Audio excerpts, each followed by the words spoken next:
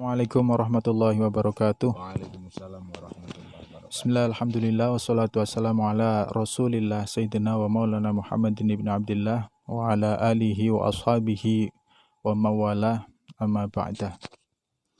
Alhamdulillah, pada kesempatan malam hari ini kita masih diberi kesempatan untuk berjumpa kembali dengan masih bersama beliau Ustadz Nurul Yakin dari Pondok Pesantren El Bayan Majenang Cilacap. Ya, Ustadz, melanjutkan sesi yang kemarin, ini ada satu pertanyaan. Jadi yang utama, kiat-kiat apa saja yang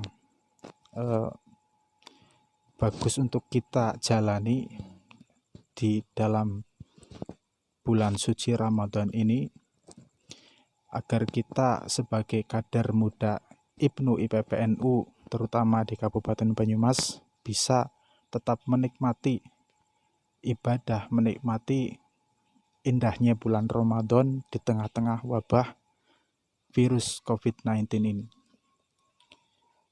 Untuk ya bagaimana pendapat panjenengan, monggo silakan.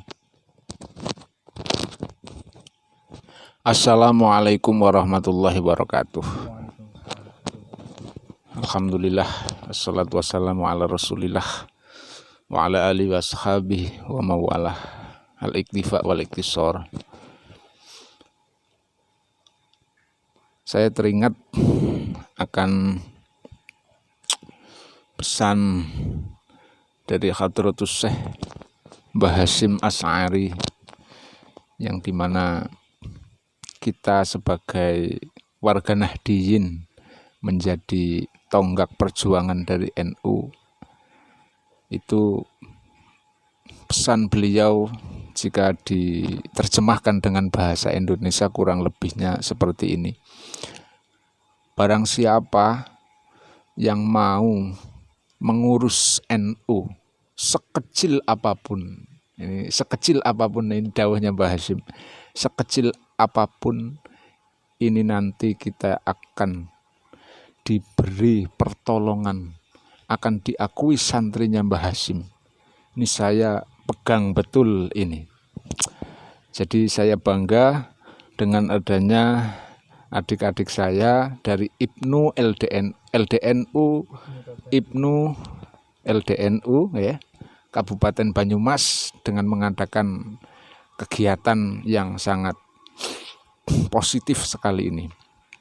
Terkait dengan pertanyaan itu, pertanyaan yang sangat bagus sekali. Nah, ini bagaimana tindakan kita ketika menghadapi suatu wabah? Apakah kita harus terpaku diam saja, nggak ada kegiatan positif, nggak ada kegiatan negatif? Maksudnya kegiatan positif. Ini gini, kita kalau dalam suatu ilmu tarekat, kita harus menjaga setiap hal dalam hidup kita, fi kulil ahwal, setiap tingkah, fi kulil aqwal, setiap ucapan kita, fi kulil anfas, setiap nafas kita jaga. Yang keluar itu harus sesuatu hal yang berdampak positif. Dalam posisi seperti ini, jikalau ada yang punya kelonggaran, baik dari segi harta, pergerakan NU harus kita buktikan, pergerakan IPNU harus kita buktikan dengan caranya masing-masing. Yang punya ilmu harus menyebarkan ilmunya. Yang punya harta harus menyebarkan dengan hartanya. Yang punya keluasan dengan jabatan harus bersedekah dengan jabatannya. Nah, ini wal yunfiq kulli dzi sa'atin min sa'ati. Seyogianya berinfakkanlah setiap orang, dzi sa'ati min sa'ati, setiap orang harus berinfakkan dengan sesuai kadar kemampuannya masing-masing. Apalagi di bulan suci Ramadan ini yang sudah jelas-jelas salah satu bulan yang dimuliakan oleh Allah Subhanahu wa ta'ala, yang dimana bulan ini syahrullah, bulannya Allah, unzila fihil Qur'an, di bulan inilah diturunkannya Al-Quran, di bulan inilah Quran ini diturunkan. Apa itu? Mukjizat terbesar bagi umat Nabi Muhammad Sallallahu Alaihi Wasallam. Bahkan tidak hanya khusus umat Muhammad, tapi seluruh umat semesta alam, mulai dari Nabi Adam sampai ila yaumil qiyamah, mukjizat Al-Quran selalu ada. Bagaimana menanggapi pandemi wabah seperti ini bagi kaum milenial ini? Tip yang saya akan utarakan ini ada 2. 1, harus selalu bermanfaat dalam berbagai hal. 1 itu. Ini sesuai dalam kitab Kifayatul Atqiya. Yang nomor 2, tip yang harus kita pegangi, kita harus selalu mengikuti anjuran dari para kesepuan. Kita sebagai anak muda itu harus ikut kepada orang tua. NU masih jaya, IPNU masih jaya kalau pemudanya masih taat kepada orang tuanya. Dan harus bekerja keras melebihi daripada yang sepuh-sepuh. Mungkin itu. Ya, terima kasih jawabannya.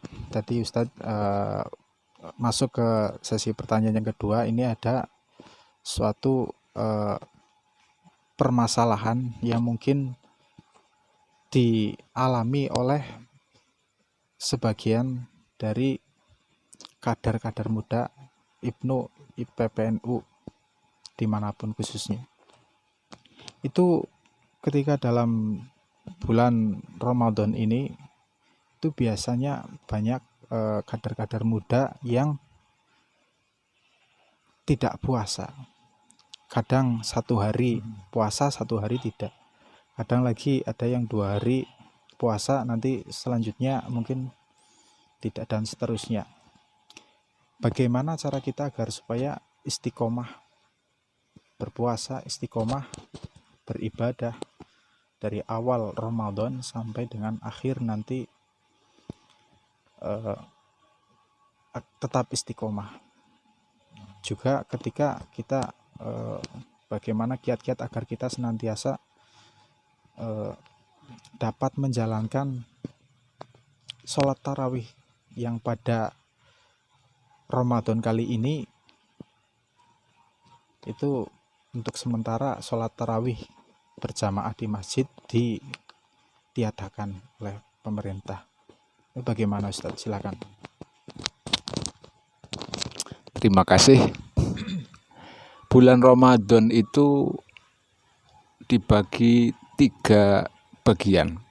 1 sampai 10 itu Allah menurunkan rahmatnya. 10 sampai 20 Allah menurunkan maghfirahnya, ampunannya. 20 menuju ke 30 itu Allah menurunkan aidkun minan nar, bebas dari api neraka. Kendala milenial sekarang kadang-kadang mengapa 2 hari puasa 1 minggu tidak, atau 1 minggu puasa setelah itu sampai Ramadan bablas. Nah, ini kendala yang dikeluhkan setiap orang aslinya ini. Ini mengapa? Ada beberapa faktor.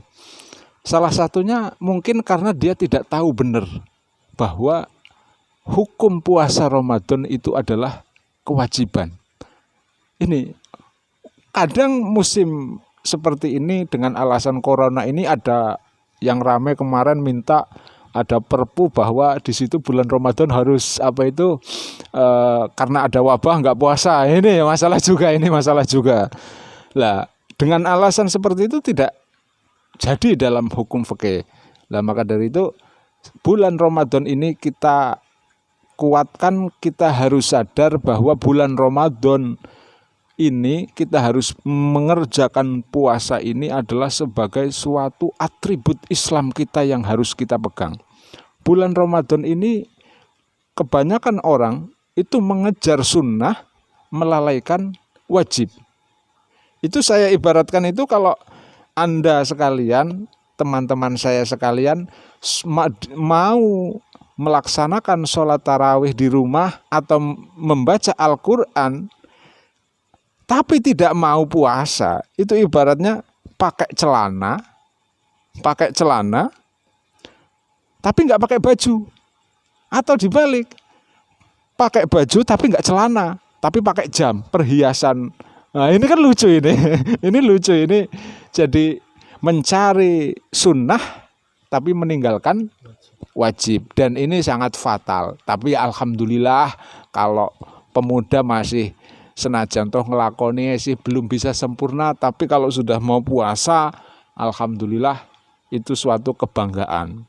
Ya belum bisa dapat makom VIP surga, ya minimal manggon di emperan surga lah, nggak masalah, atau neng kandang ayame surga ya ora apa-apa gue. Nah itu seperti itu.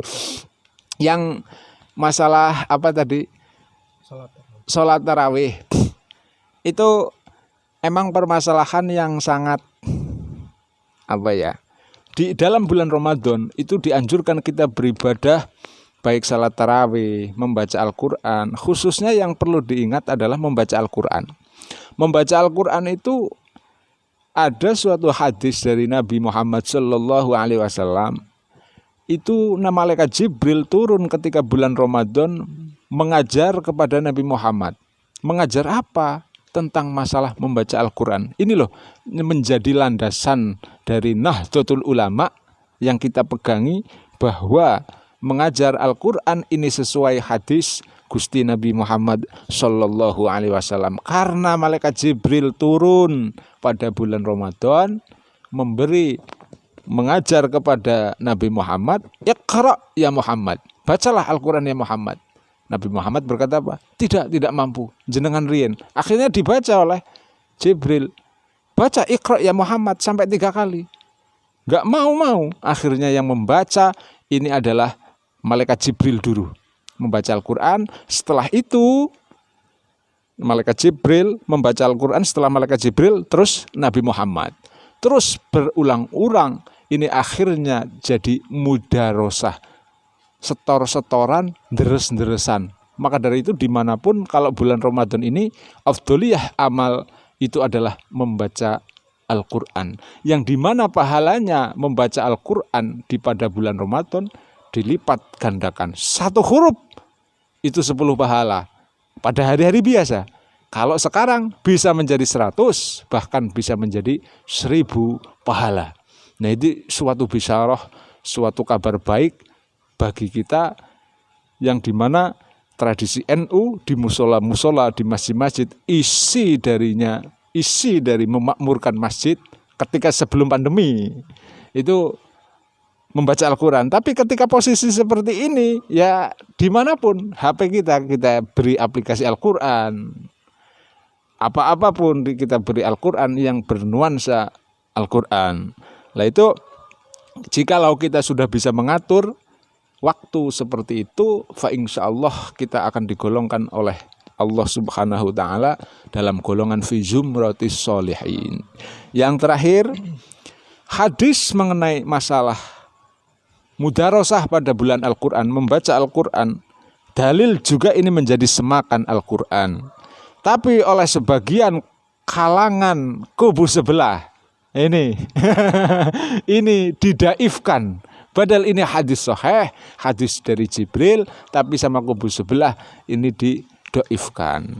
Lah ini kita harus bergerak, pemuda NU harus mengawal NU, harus membesarkan NU, harus mengcover NU. Kalau bukan kita, siapa lagi?